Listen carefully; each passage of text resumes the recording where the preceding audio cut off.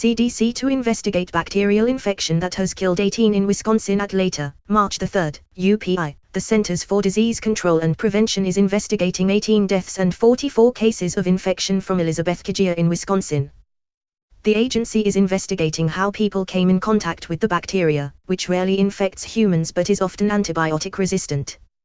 The agency has dispatched experts to investigate.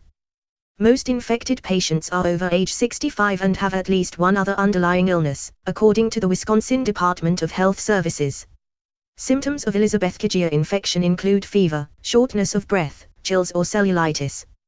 6 possible cases were reported to the state between December 29 and January 4, with 38 additional cases identified after statewide surveillance was set up by the agency after the initial reports.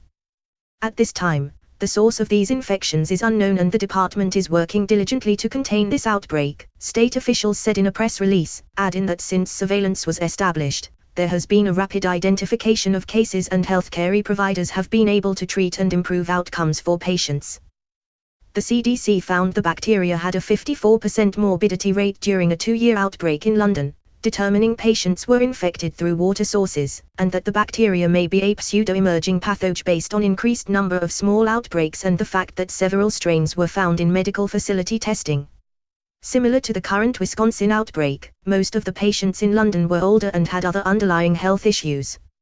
Determining the source of the bacteria affecting patients in Wisconsin is a complex process, Wisconsin State Health Officer Karen McCown said in a press release.